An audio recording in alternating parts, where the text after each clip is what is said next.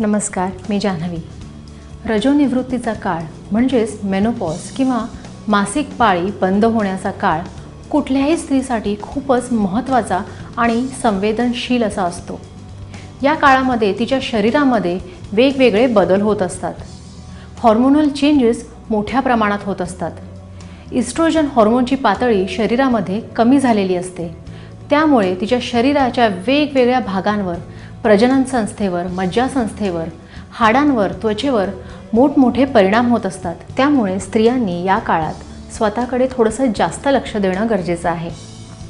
या काळात त्यांना बऱ्याच वेळा ऑस्टिओपोरोसिस म्हणजेच हाडं ठिसूळ होणं, संधिवात, आमवात, गुडघेदुखी, कंबरदुखी, लघवीचे त्रास, लघवीचे विकार, लघवीची जागा शुष्क होणे, डिप्रेशन, भरपूर घाम येणे अशा प्रकारचे अनेक विकार होत असतात।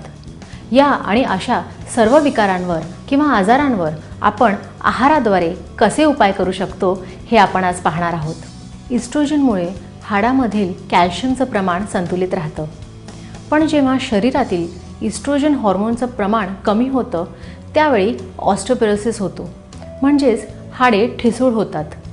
अशा वेळी आपण ज्येष्ठ मधाचा समावेश आपल्या आहारात केला पाहिजे। ज्येष्ठ मधामध्ये इस्ट्रोजन हार्मोन आहे। हे वात, पित्त आणि कफ या तिन्ही दोषांवर खूपच उपयुक्त ठरतं। रोज 1 चमचा ज्येष्ठ मधाचं चूर्ण 1 कप पाण्यामध्ये उकळून हे पाणी गाळून प्यावं। रजोनिवृत्तीच्या सर्व लक्षणांवर हे एक उत्तम औषध आहे। या काळात 75% स्त्रियांना हॉट फ्लॅशेसचा त्रास होतो, म्हणजेच भरपूर गरम होऊन भरपूर घाम येतो। अशा वेळी आपण आपल्या आहारामध्ये पित्तशामक गोष्टींचा समावेश केला पाहिजे। आपण आपल्या आहारामध्ये लिंबू सरबत, आवळा सरबत, तूप, बडीशेप, सनफ्लावर सीड्स, फ्लॅक्स सीड्स या गोष्टींचा समावेश केला पाहिजे। त्यामुळे आपल्या शरीराला थंडावा प्राप्त होतो। यावेळी भरपूर पाणी पिणंसुद्धा खूपच गरजेचं आहे। बऱ्याच स्त्रियांना रात्रीची झोप लागत नाही ही तक्रार असते। त्यांनी रोज रात्रीच्या जेवणामध्ये कांद्याची कोशिंबीर खाल्ली पाहिजे। रोज रात्री झोपण्यापूर्वी मध घ्यावं। आहारात तूप, बाजरी, तीळ या गोष्टींचा समावेश केला पाहिजे। झोपायला जाण्याआधी हातपाय आणि चेहरा थंड पाण्याने धुवून डोक्याला आणि पायाला एरंडेल तेलाने मसाज केल्याने सुद्धा झोप छान लागते। रोज झोपण्याआधी 10 ओमकार केल्याने मनातील सगळे विचार निघून जातील आणि झोपसुद्धा छान लागेल।